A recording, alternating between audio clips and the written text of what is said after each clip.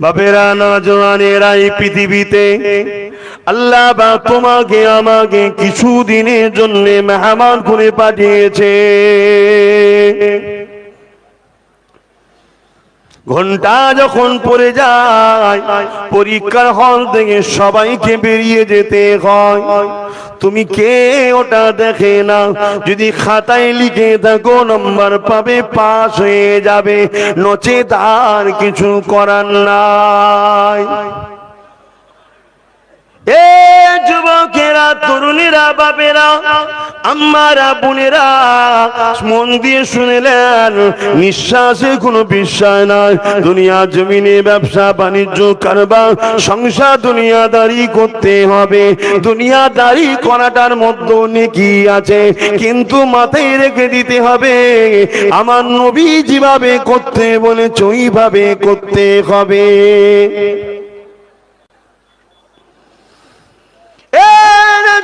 তরুণেরা, মৃত্যুর ঘন্টা বেজে গেলে আর তুমি যতই বলো না কেন, আল্লাহ আমাকে আরেকবার সুযোগ দিয়ে দুনিয়ার জমিনে যাব, নামাজ পড়বো, রোজা রাখবো, হজ করবো, যাকাত দেবো, আল্লাহ আপনার নবীর সুন্নাত অনুযায়ী জীবনকে গড়বো। আর সুযোগ দেওয়া হবে না ভাই। আমার যুবক, আমার বোনেরা, শুনে রেখে দাও, তোমরা কি করে এখনো ঘুমিয়ে থাকো আরামে? কি করে তোমরা ক্লাবে, সিনেমা, যাত্রা, মাচানি, দিগুলি আড্ডা দাও? পৃথিবীর একদম সন্ত্রাসীরা তোমার আমার নবীর রেখে যাওয়া কষ্টের ইসলামকে মিটিয়ে দিতে চায়, আর তুমি আমি এখনো গাফিল হয়ে কি করে মাচানে, ক্লাবে, পার্টি অফিসে, বিভিন্ন জায়গায় আড্ডা দিয়ে বেড়াই। মনে কি একটু মায়া নাই? মনে কি একটু দুঃখ হয় না? আরে বাবার মা খারা এতিম, সে নবী আমার কতটা কষ্ট করেছিল এই জমিনের উপরে। নবী আমার যখন মক্কায় এসেছিল, এই জমিনের উপরে বাজারে গরিবদের ছেলে মেয়েরা বিক্রি হতো। শুনে রেখে দাও যুবক, আল্লাহ নবী যদি না আসতো এখনো তোমরা বাজারে উঠতে, তোমাদেরকে বিক্রি করা হতো। তবে আবার নতুন করে প্ল্যান চলছে, সেই প্ল্যানের হাত থেকে যদি বাঁচতে চাও, পৃথিবীর কোন লিডারের পাশে দাঁড়িয়ে বাঁচবে না। আল্লাহকে সাক্ষী রেখে চ্যালেঞ্জ দিয়ে বলে যায়, যদি বাঁচতে পারো একটাই রাস্তা আছে, ওটা আমিনাল্লাহ মুহাম্মদ রাসূলের সুন্নাতে জীবন গড়ে তোলো।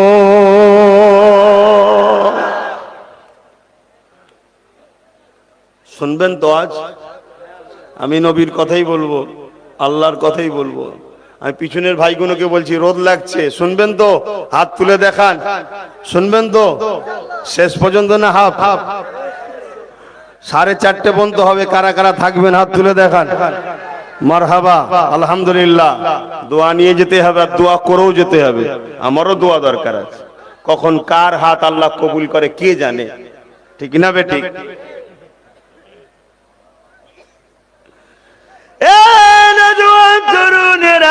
তোমার পরিচয়টা কি?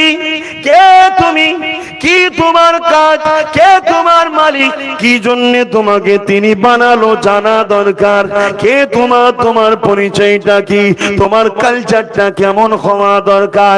এ যুবকেরা, তোমার আমার পরিচয় হলো, আমরা হলাম আল্লাহ পাকের দাস দাসী, আর নবী মুহাম্মদ সাল্লাল্লাহু আলাইহি ওয়াসাল্লামের আদরের উম্মত উম্মতি। যে নবী আমার তাম জীবনটা তোমার আমার জন্য কেঁদেছে, আজও নবী আমার মদিনা জমিনে তোমার আমার জন্য কাঁদতেছে। নবী আমার তোমার আমার নাজাতের জন্য দুনিয়ার জমিনে কত কষ্ট করেছে। আল্লাহ নবীর জীবনে এমনও দিন গেছে, 3 দিন নবী আমার পেটে পাথর বেঁধে কাটিয়েছে। আল্লাহ নবীর জীবনে এমনও দিন গেছে, নবী আমার পাহাড়ে বন্দী হয়ে গাছের পাতা ফলমূল খেয়ে জীবন ধারণ করেছে।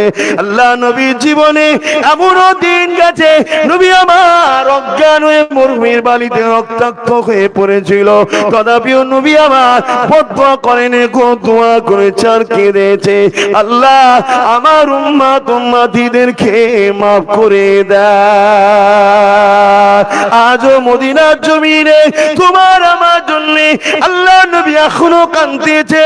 এ নবীর উম্মত উম্মতিরা, বাবারা শুনে রেখে দা, মা ভাইরা শুনে রেখে দা, নবী আমার যখন দুনিয়ার জমিনে এসেছিলেন, এই দুনিয়ার জমিনে আবু জেহেল, উতবা, সাইবা, আবু লাহাব এইভাবে পৃথিবীর জমিনে জালিমরা তখন দখল করে রেখেছিল।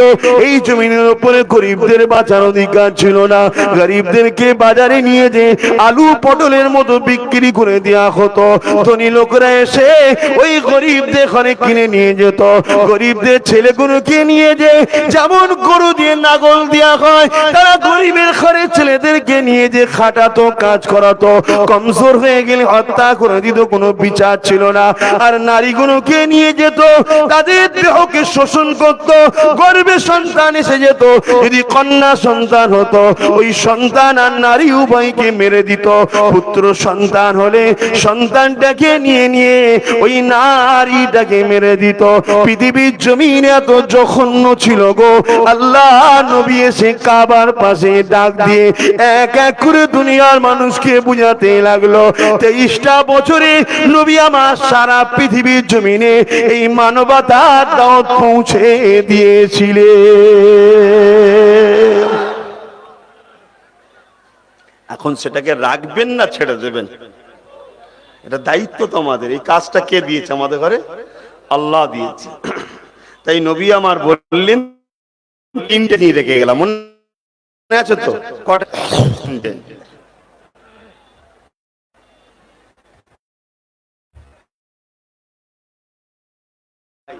নারীদের উপরে প্রচুর অত্যাচার হয়, এর জন্য নারী সমাজ তাদেরও কিছুটা, তারাও তাদের লিডারকে, নেতাকে ছেড়ে দিয়েছে।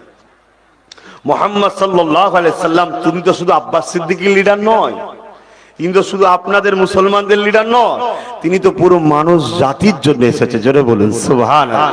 যতটা আমাদের ততটা হিন্দু, দলিত, আদিবাসী, সাঁওতাল, বাগদি, কলি, ডোম, মুচি, খ্রিস্টান, ইহুদি যা আছে পৃথিবীতে সমস্ত মানুষের জন্য উনি মেসেঞ্জার হয়ে মুহাম্মদুর রাসূল হয়ে এসেছেন। জোরে বলুন সুবহানাল্লাহ। পৃথিবীর নারীরা যদি আমার রাসূলকে মেনে নেয়, নবীর কথা অনুযায়ী চলে, আবার নারীরা মর্যাদা ফিরে পাবে। আর আপনারা যারা গরিব, আপনারাও যদি আমার রাসূলের পাক সাল্লাল্লাহু আলাইহি ওয়াসাল্লামের কথা শোনেন আর সেই অনুযায়ী জীবন গড়েন, যে ধর্মেরই হন, আবার আপনারা মুক্তি পাবেন, আবার ফিরে আসতে পারবেন। না হয় অন্য কোন রাস্তা বাঁচার নাই। কেননা একজনকেই আল্লাহ পাঠিয়েছেন সর্বশেষ মেসেঞ্জার করে, আর কেউ আসেনি, আর আসবেও না। তবে ইমাম মেহেদী আলাইহিস সালাম আসবেন, তিনি নবী হয়ে নয়। নবুয়াতের দরজা খতম, বন্ধ। আল্লাহ নবী দুনিয়া জমিনে যখন আসলেন, নবী আমার এইভাবে বুঝাতে লাগলেন, বাবারা তোমরা নারীদের উপরে অত্যাচার করো না।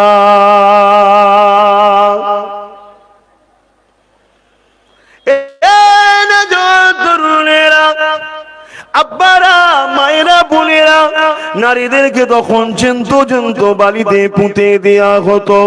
আল্লাহ নবী জিজ্ঞাসা করলে, কেন গো তোমরা নারীগুলোকে হত্যা করে দিচ্ছ? ওই সময় তারা বলেছিল, হে আব্দুল্লাহ বেটা মুহাম্মদ সাল্লাল্লাহু আলাইহি ওয়াসাল্লাম, এই নারীরা হলো অশুভ, এদের বাঁচার কোনো অধিকার নাই। এরা তো শুধুমাত্র জন্মেছে আমাদের রাখেল হয়ে থাকবে, আমাদের ভোগের জন্য হয়েছে। এদেরকে যখন খুশি হত্যা করো, কোনো পাপ নাই। তাই নারীর বাবার মাথা হ্যাট হয়ে যায়, এই জন্য নারীগুলোকে হত্যা করে দিই।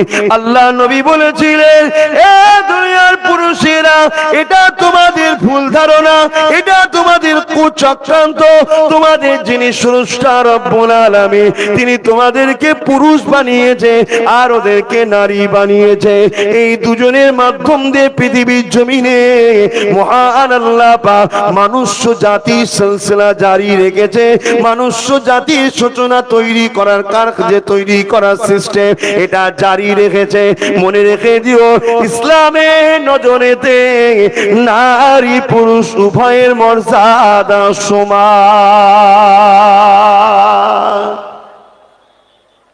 একটু নারীদের কথা বলছি, অসুবিধা নেই কেন? এখন চলছে আমার দেশও, চলছে না চলে না?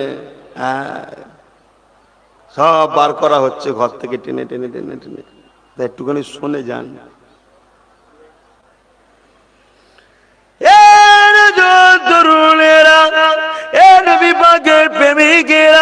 আল্লাহ নবী সাহাবাদিওকে নবী আমার মক্কা মানুষদিওকে বুঝাতে লাগলেন, বাবারা নারীদেরকে হত্যা করিস না বাবা।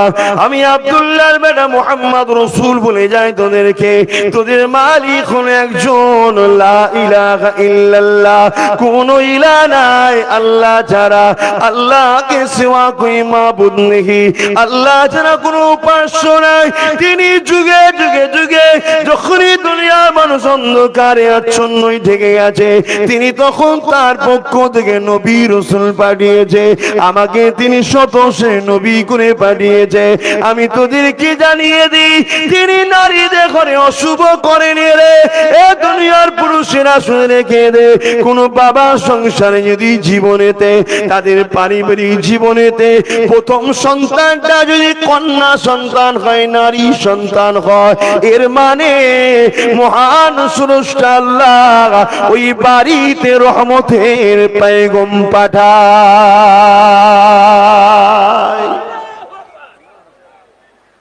এ দুনিয়ার মানুষেরা আল্লাহ নবী কত কষ্ট করেছে শুনুন।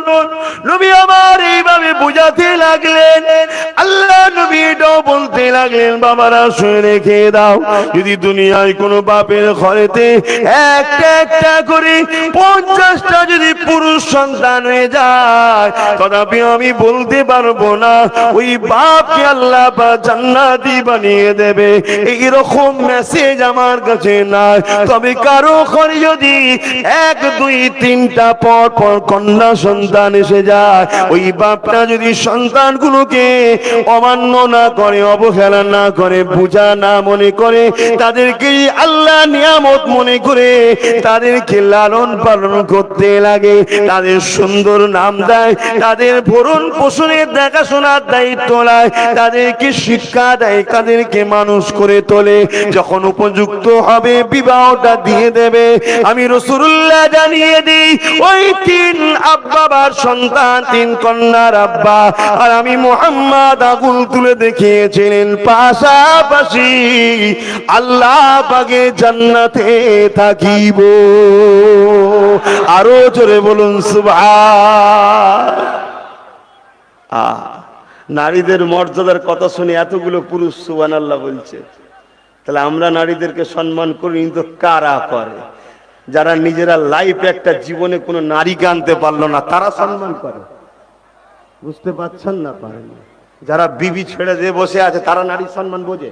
হ্যাঁ, এতগুলো দেখো নারীর মর্যাদার কথা শুনে সুবহানাল্লাহ বলছে। আপনারাও বলেছেন তো, তাহলে নারীর মর্যাদা আমরা বুঝি, তাই তো আমরা সুবহানাল্লাহ বললাম, খুশি হলাম। সুবহানাল্লাহ কখন বলি?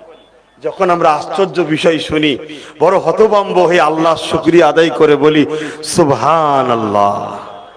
ঠিক না বেঠিক? আল্লাহর পবিত্রতার গুণগান গায়। আমরা নারীর মর্যাদা বুঝবো না তো কে বুঝবে? কোন নারা টাকলা সে বুঝবে নারীর মর্যাদা? আমরা নারীর মর্যাদা বুঝি। তোর কপালে তো জীবনে জুটলো না, কোথায় যে কি হামাগুড়িতে ঘুরে বেড়াস কে জানে এখন। ঠিক না বেটি? জোরে বলুন ঠিক না বেটে? নারীর মর্যাদা আমরা বুঝি। কেন? আল্লাহ রাসূলের কাছে একজন এসে জিজ্ঞেস করছে, হুজুর হুজুর আমার উপরে সব থেকে বেশি কার হক? রাসূল বললেন তোমার মায়ের। ওটা নারী জাত, জোরে বলুন সুবহানাল্লাহ। তারপরে তোমার মায়ের, ওটা নারী জাত, জোরে বলুন সুবহানাল্লাহ। তারপরে তোমার মায়ের, ওটা নারী, জোরে বলুন সুবহানাল্লাহ। আমরা এতগুলো পুরুষ নারীর মর্যাদার কথা শুনে খুশি হচ্ছি না হইনি? কেন আমাদের ঘরেও আমাদের মা যিনি আছে উনি নারী। আমার মায়ের মর্যাদা বাড়ছে, নারী সমাজ তেনারা, আল্লাহ তাদেরকে আরো শান ওয়ালা করুক, তাদের আখিরাত উঁচু মাকাম নারীদের ঘরে জান্নাতে দিক, বলুন আল্লাহুম্মা আমিন। কত সুন্দর তাদেরকে আল্লাহ নিয়ামত করে বানিয়েছে। একটু বলি না নারীদের কথা, অসুবিধা হবে না তো? আপনাদের ধৈর্য থাকলেই হবে।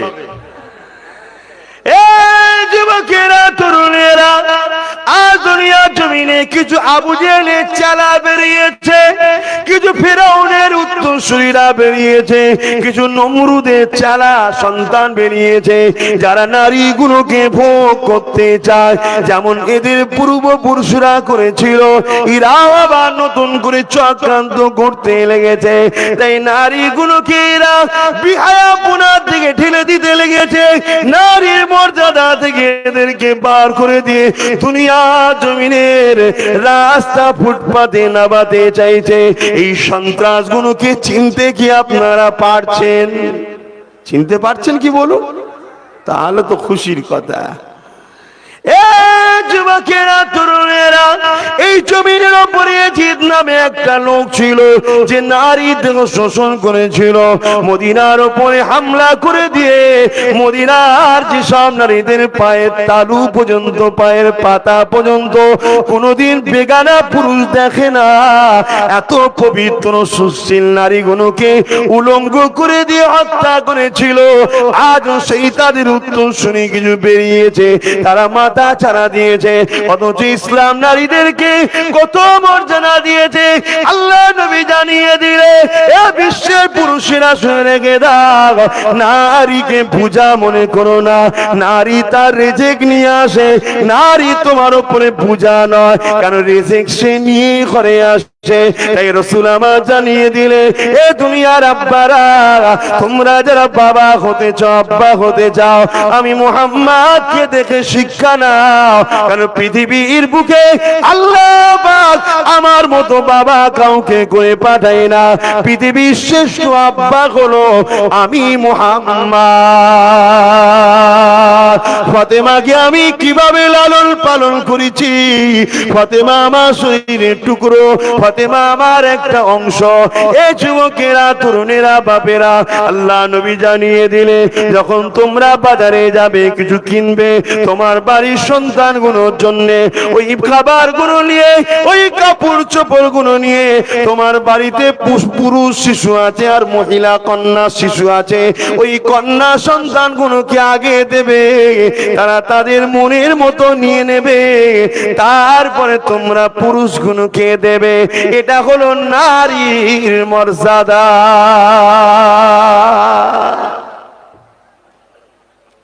আল্লাহ নবী বলছেন,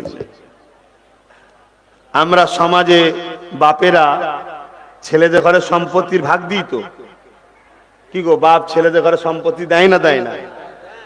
আপনারা কি নারীদের ঘরে দেন? জি, নারীদের ঘরে দেয় না দেয় না?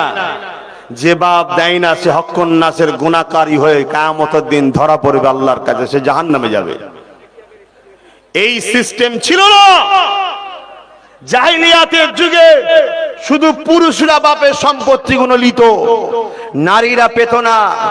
আল্লাহ রাসূল এসে বলল, এই দ্বিচারিতা কেন? না, পুরুষ হলো আমার শরীরের অংশ, পুরুষ আমার সন্তান। বাপেরা বলতে লাগলো, জাহিলিয়াতরা। আল্লাহ নবী বললেন, তাহলে নারীগুলো কোথা থেকে আসলো? ওটাও তো তোমাদেরই অংশ। অতএব বাপের সম্পত্তির হক যেমন নারী পাবে, পুরুষ পাবে, বাপের সম্পত্তির হক তেমন নারীও পাবে। এই কথাতে শুনে পুরুষরা খুশি না বেজার? আপনারা খুশি না বেজার? বলুন সুবহানাল্লাহ। তাহলে নারীদের মর্যাদা আমরা করি না? আমরা তো বলতে পারতাম আমার বাপ এমনি করি, যা দু কামরা ঘর আছে, আবার যদি আমার কি বলে 2 লাখ টাকা আছে আর আমার বোন যদি আমার ভাগ পাই তো কম হয়ে যাবে না। আমরা পুরুষ, আমরা গর্বিত, আমার আল্লাহর সৃষ্টি নারী সমাজ তারাও বাপের সম্পত্তির হক পাবে, এটা ইসলাম নারীদের ঘরে রাস্তা দিয়েছে, ওই অধিকারটা ইসলাম দিয়েছে। জোরে বলুন সুবহানাল্লাহ। অনেকে সমাজে বলে নারী পুরুষ তো সমান সমান, বলে না বলে না? আমরা বলি কেমন সমান করলে ভালো হবে? না পুরুষ প্লেন চালায় নারী চালাবে, পুরুষ প্লেন চালায় নারী চালাবে, পুরুষ লড়াই করে নারীও লড়াই করবে। তাহলে এতই যখন তোমাদের দরদ, ঠিক আছে সমান সমানই হবে। 1 বছর নারী সন্তান দেবে, 1 বছর পুরুষটাকেও সন্তান দিতে হবে।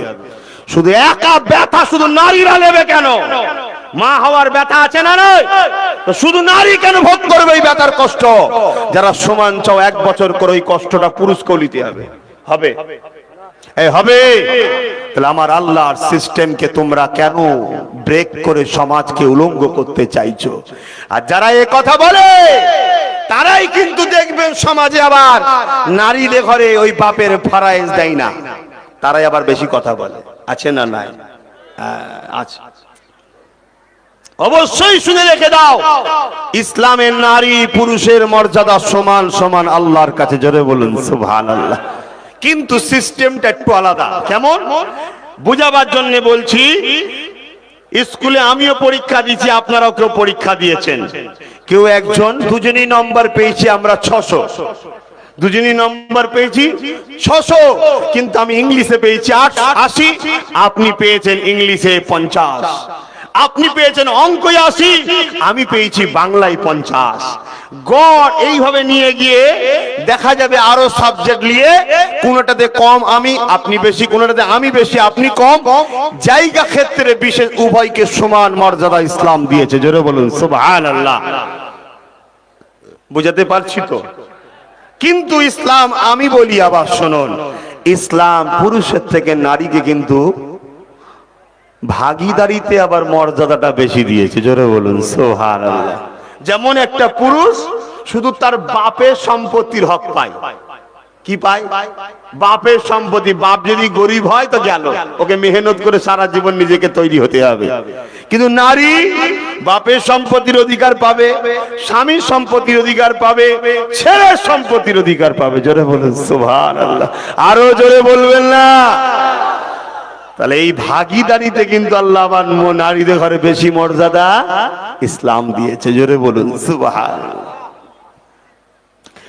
এ নওজওয়ানেরা, যারা বিবাহ করে নিয়েছো তাদের জন্য বলি, আর যারা এখনো বিবাহ করো না তাদের জন্য শুনে রেখে দাও, ইসলাম নারীদেরকে কতটা মর্যাদা দিয়েছে।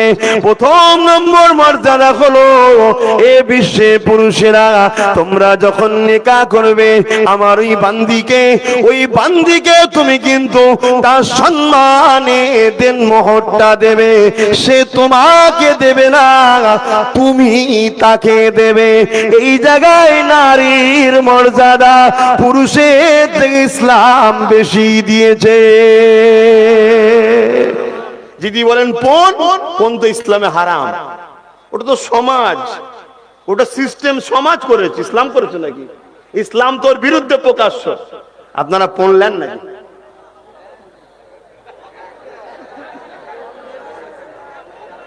এই পণ সত্য দেখেন, লা হাওলা ওয়ালা কুওয়াতা ইল্লা বিল্লাহ। তবে আজ আমার উপরে যে যা চটে চটুক গে যাক, আমি একটা দোয়া করব, কি যারা যারা পণ লাই আল্লাহ যেন ওদের প্রত্যেকটা সন্তান কন্যা সন্তান দেয়। বলবেন না আল্লাহুম্মা আমিন? একদিকে লাভ আছে, কিন্তু দুনিয়ায় বেটা একটু ঠেলা বুঝবে। যখন ও পার করবে, আবার ও যখন পার করবে দিতে হবে তো, তখন বুঝবে আরে আমার শ্বশুরটার কত কষ্ট হয়েছিল। অপরের হাত কাটা দেখে লাপাচ্ছে, কষ্ট বোঝা যায়, কিন্তু ততক্ষণ বোঝা যায় না যতক্ষণ না নিজের হাত কাটা হয়। কি পণ লিয়া ইসলামে হারাম, খবরদার লিও না। তুমি কন্যাটাকে নিয়ে আসো, বিয়ে ইসলামের হুকুম দিয়ে। এ যুবকেরা, যদি কেউ নিয়ে থাকো,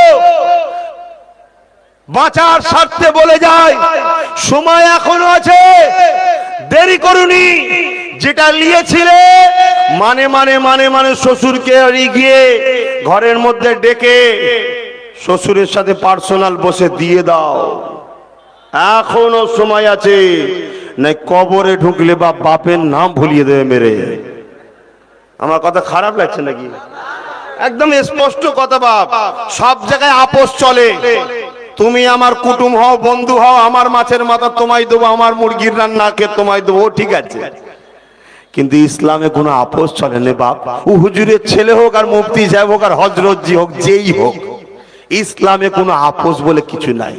কারণ ইসলাম কারো বাপের কথাই চলে না, ইসলাম চলে মহান রব্বুল আলামিনের কথা কোরআন, আর কোরআনের প্র্যাকটিক্যাল হলো মুহাম্মদ রাসূল। জোরে বলুন সুবহানাল্লাহ। আম্মা জান আয়েশা সিদ্দিকা রাদিয়াল্লাহু তাআলা আনহা বলছেন, কানা খুলকুল্লাহুল কোরআন, আমার নবী পাকের পুরো চরিত্র, লাইফ স্টাইলটাই হলো কোরআন শরীফ। জোরে বলুন সুবহানাল্লাহ। কারণ নবী যা কিছু করেছে কোরআন অনুযায়ী করেছে, অর্থাৎ কোরআনটা আমাদেরকে বুঝাবার জন্য প্র্যাকটিক্যাল হলো রাসূল, প্র্যাকটিক্যালে বুঝিয়েছে। তাহলে সেই জায়গায় বাপ কেউ যদি নিয়ে থাকেন, বাঁচার জন্য বলছি, দিয়ে দেন। আর সবচেয়ে বড় কথা, আপনি বিবাহ করছেন তো কন্যাটাকে টাকা নিচ্ছেন কেন? হ্যাঁ, যদি আপনার খুব অসুবিধা হয়, শ্বশুর যদি অর্থশালী হয়, আপনি সাইডে গিয়ে বলতে পারেন যে আমাকে কিছু যদি অর্থ ধার দিতেন, আমি তো আপনার সন্তানের মতো, আপনি আমার বাপ হচ্ছেন, ধার দিতেন। তারপর বিয়ের পরে বললে কি দেবে না? দেবে না? আর যদি নাই দেয়, আজ আপনি গরিব, কাল ধনী লোক হবেন না, কি মানে আছে?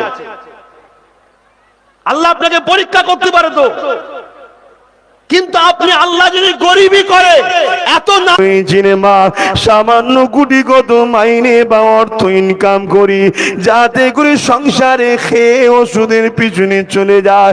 মারে আজকে বিবাহ দিতে গেলে 1 লক্ষ পালং লেবে, মা কম করে 2-2.5 লক্ষ টাকা কোথায় পাবো? এদিকে তোর বয়স যাচ্ছে, তোর একটা মনের আনন্দ ফুর্তি আছে, আমি তোর বাপ বিবাহ দিতে পারছি না, এই চিন্তায় রাত্রিরে বালিশে মাথা দিয়ে আল্লাহর কাছে কাঁদি। এই যুবক রেখে দাও, এরকম ঘটনা ঘটেছে। মেয়েটা পরের দিন মনের কষ্ট নিয়ে বাইরে বেরিয়ে চলে গেছে, একটা চিঠি বাপে বালিশের তলায় লিখে দিয়ে পাশে ট্রেন লাইনে গিয়ে বসে আছে। ট্রেন আসলো, তোমার আমার বোনটার উপর দিয়ে চলে গেল, ছটফট করতে করতে জীবনের মতো দূর থেকে চলে গেল। কেননা তোমার আমার সিস্টেমই হারাম করার জন্য। তুমি আমি যদি হারাম না লিতাম, ফোন না লিতাম, আমার এই বোনটা মারা যেত না, তার একটা সুখের সংসার হতো, তারও 2টো বাচ্চা হতো, সেও আম্মা হতো, বাচ্চা কোনো মা মা বলে ডাকতো। তো তার পেটে কিয়ামতের দিনে একটা হাফেজে কোরআনের ওসিলা করে 70 জন পাপীকে আল্লাহ জান্নাতি করবে, একজন আলেমে হাক্কানির ওসিলা করে 70,000 জাহান্নামীকে আল্লাহ তার ইজ্জতে সম্মানের জন্য জান্নাতি করবে। কিন্তু আমাদের এই সিস্টেম আমার বোনটাকে মেরে দিল। বেশাক মৃত্যু আল্লাহর হাতে, কিন্তু আমাদেরও সমাজের কর্মের ফল ভোগ করতে হয়। তাই যারা নিয়ে ফেলে থাকো, ফেরত দেবে, আর যখন ফেরত দেবে স্বাভাবিক দেখবে তোমার শ্বশুর কি, হ্যাঁ, যে বাবা ঠিক আছে বাবা, আমি খুশি মনে তোমায় মাফ করে দিলাম, যাও। কথা বুঝছেন না? কিন্তু এই নিয়ে যেন মনে না থাকে যে গেলে তো আবার পেয়ে যাবো, তাহলে ও হারাম। আল্লাহ অন্তরের খবর জানে। শুনছেন ভাই, শুনছেন তো নাকি? অসুবিধা হচ্ছে আলোচনায়? আর যারা এখন বিয়ে করেন নে, ওই যুবকগুলোকে বলছি, সুন্দর নামাজি মোত্তাকি পরেজগার পর্দা নিশিনা নারীকে বিবাহ করেন, প্রয়োজন হয় মেহনত করে তাকে কিছু দিয়ে নিয়ে আসেন। দিতে তো হবে দেনমোহর, আরো কিছু দিয়ে দরকার নিয়ে আসেন। সারা জীবন আপনাকে জান ভরে আপনাকে ভালোবাসবে, আদর করবে, আপনার দেখাশোনা করবে। জানি না আমার এই কথাগুলো আপনাদের বেজার হলো কি। যুবকেরা তরুণেরা, তবে ইসলামের আইনটা শুনিয়ে দিয়ে যায়। আল্লাহ নবী জানিয়ে দিলে, বাবারা তোমরা যারা বিবাহ করবে, কন্যাদেরকে নিকাহ করবে, ওই কন্যা সম্মান মর্যাদার জন্য তাকে দিনমোহর দিয়ে, তাকে অর্থ দিয়ে, তাকে দিনমোহর দিয়ে তোমাকে নিয়ে আসতে হবে। আরো একটা কথা শুনে রেখে দেন, ইসলাম জানিয়ে দেয়, এ আমার বান্দারা, আমার বান্দিকে তুমি নিকাহ করে তোমার বাড়িতে নিয়ে আসবে। সে তার বাপ ছেড়ে দিয়ে, মা ছেড়ে দিয়ে, পরিবার ছেড়ে দিয়ে তোমার কাছে আসবে। দুনিয়ার পুরুষ শুনে রেখে দাও, আমার আল্লাহ পাক কি জানাচ্ছে, তুমি তোমার স্বার্থ মতো সুন্দর করে ঘরকে সাজাও, আমার বান্দিকে এনে কোথায় রাখবে সেই জায়গাটা সুন্দর করে তৈরি করো, গুছিয়ে রাখো, সাজিয়ে রাখো। আমার বান্দি যেন তার ঘর ছেড়ে এসে তোমার ঘরে প্রবেশ করে সে যেন একটু বুক ভরা আনন্দ পায়, সে যেন খুশি হয়, একটু শান্তিতে থাকতে পারে। তাই ইসলামের হুকুম হলো, নারী যখন বিবাহের আগে পর্যন্ত বাপ হলো ওই নারীর বডিগার্ড, ওই নারীকে দেখাশোনা করতে হবে, সব বাপের জিম্মেদারি, না করলে আল্লাহর কাছে জবাব দিতে হবে। আর বিবাহের পরে পুরুষ হলো ওই নারীর বডিগার্ড, ওই নারীকে থাকার ব্যবস্থা করে দিতে হবে, ওই নারীকে সুন্দর কাপড়ের ব্যবস্থা করতে হবে, ওই নারীর খাওয়া দাওয়া, চিকিৎসা, তার আনন্দ খুশি, তার স্বপ্ন তোমাকে দেখতে হবে, তাকে তোমাকে আদর ভালোবাসতে হবে, তার পাশে তোমাকে সর্বসময় বডিগার্ড হয়ে দাঁড়িয়ে থাকতে হবে। এটা পুরুষ স্বামী তোমাদের দায়িত্ব। ইসলাম নারীদেরকে মর্যাদা দিয়েছে।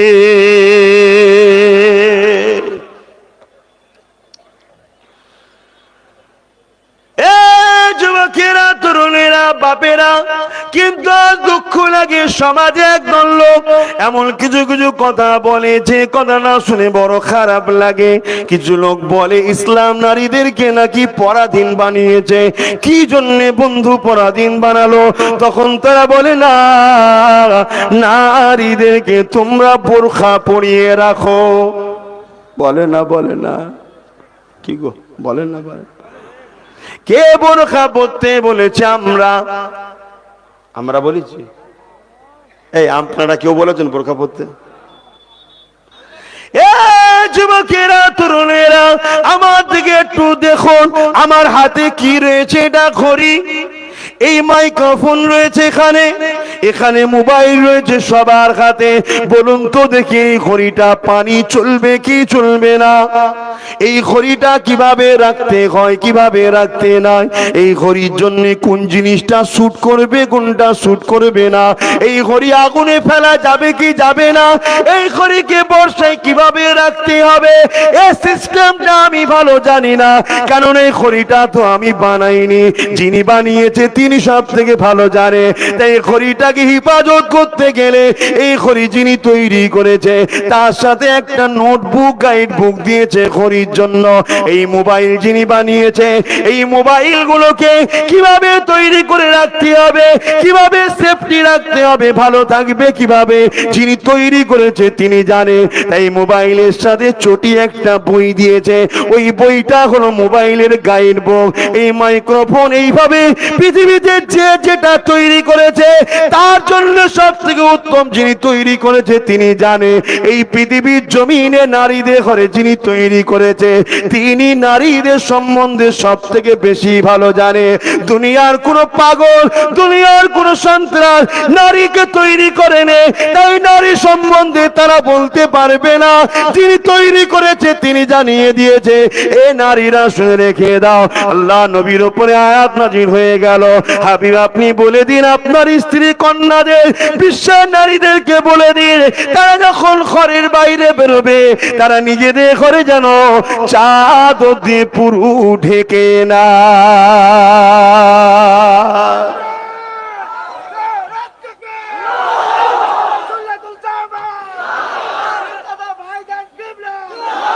এটা কার হুকুম? এটা কার হুকুম? যিনি নারীদেরকে বানিয়েছে তিনার হুকুম।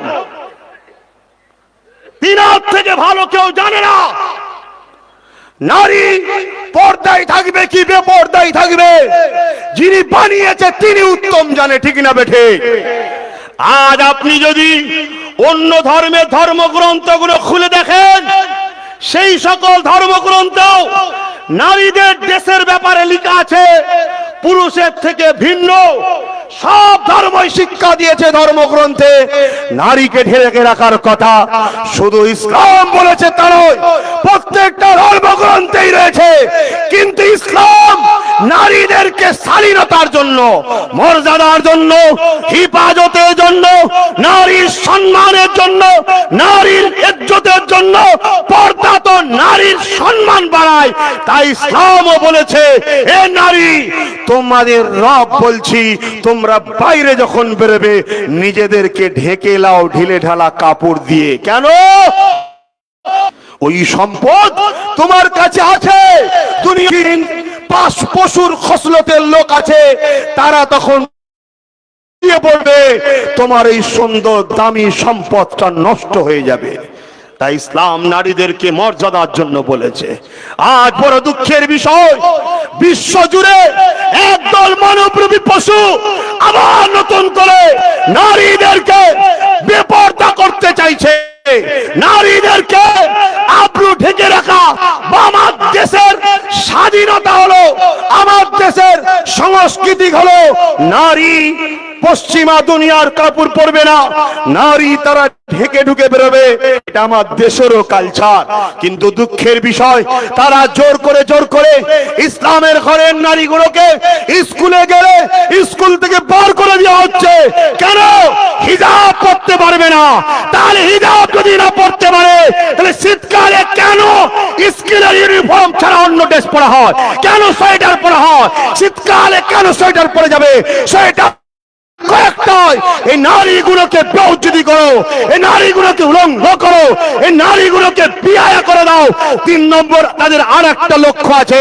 মুসলিম ছেলেরা অর্থের অভাবে গরিবে তারা বিভিন্ন জায়গায় কাজে চলে যাচ্ছে। মুসলিম পুরুষেরা পড়াশোনা করতে পারছে না, তারা মেহনত করে কমসে কম মুসলিম নারীগুলোকে পড়াচ্ছে। মুসলিম নারী যদি শিখে যায়, প্রথম শিক্ষক হলো মা, তাহলে বাচ্চা শিক্ষিত হবে। তাই তারা চাপ দিয়েছে, মুসলমান জীবন দেওয়া পছন্দ করে, আল্লাহর বিধানের বিরুদ্ধে যাওয়া পছন্দ করে না। তাই এটা পেশা দেওয়া হচ্ছে। এর বিরুদ্ধে আল্লাহর আইনকে বাঁচাবার জন্য আমাদের জান মাল দিয়ে আমাদের লড়াইয়ের দরকার আছে না নয়? আরো যারা বলে আছে না নয়? যদি না লড়াই করেন, যদি না লড়াই করেন, মনে রাখবেন কাল কিয়ামতের ময়দানে কিন্তু আল্লাহকে জবাব দিতে হবে। প্রত্যেকটা বাপ, আপনার মেয়ে যদি বেপরদায় বাইরে যায়, বাপকে জবাব দিতে হবে। আপনি বড় ভাই বোন যদি বেপরদায় যায়, বড় ভাইকে জবাব দিতে হবে। স্ত্রী যদি বেপরদায় যায়, স্বামীকে জবাব দিতে হবে। এ যুবকরা, দুনিয়ায় যে সকল মানুষ আমাদের স্বাধীনতাকে হরণ করছে, আমার ইসলামের আইনকে হরণ করছে, আল্লাহর আইনের বিরুদ্ধে কথা বলছে, আমরা কখনো কারো স্বাধীনতাতে আঘাত দিই না। তাদের বিরুদ্ধে যদি আমরা লড়াই করি, ঐক্যবদ্ধ হই, অবশ্যই এই পৃথিবীতে আবার ইনকিলাব করে দেখিয়ে দিতে পারবো।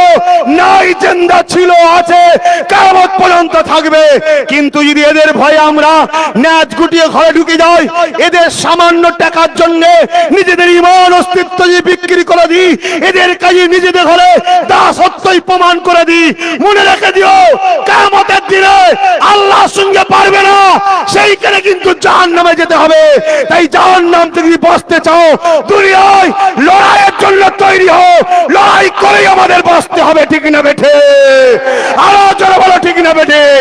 এই লড়াই আমার সাথে কারা সাথ দিতে রাজি আছেন? হাত তুলে দেখান। এই লড়াই আপনারা সাথ দিতে রাজি আছেন? হাত তুলে রাখবেন, হাত নামাবেন না। আল্লাহ সাক্ষী দেখেন, এই হাত আপনি কবুল করুন। আমাদের ঈমানের তাকত দেন, আমাদের ধন দৌলতের তাকত দেন, আমাদের পাওয়ার দিন, আমাদেরকে ক্ষমতা দিন। আয় আল্লাহ, আপনি আমাদেরকে হযরতে এমন করে ইমাম মেহেদী মিলিয়ে দিন, জালিমদের অত্যাচারে আমাদেরকে লড়াই করার পাওয়ার আপনি দিন মালিক। আমরা লড়তে রাজি আছি, জীবন দিতে রাজি আছি, মাল দিতে রাজি আছি। তোমার বিধানের বিরুদ্ধে যারা বলবে, তাদের বিরুদ্ধে লড়বো আমরা, ঠিক না বেটে? ভাইয়ের আমার, ভাইয়ের আমার, আজ নতুন করে আবার একটা চক্রান্ত চলছে। সেই চক্রান্ত হলো এটাই, মুসলিমদের হয়ে যারাই কথা বলবে তাদেরকেই মেরে দাও। শুনছেন? শুনছেন না শোনেন নে? আমার আলোচনায় অসুবিধা হচ্ছে বলুন, দোয়া করে দিচ্ছি। বলুন, আজ একটা নতুন চক্রান্ত অন্য পুরো দেশ পুরো পৃথিবী জুড়ে চলছে। এটা পুরো দেশ পৃথিবী জুড়ে চলছে। মুসলিমদের হয়ে যারাই কথা বলবে তাদেরকে হয় জেলে ভরে দাও, আর না হয় অর্থ দিয়ে কিনে নাও। কিনতে যদি না চায়, বিক্রি হতে না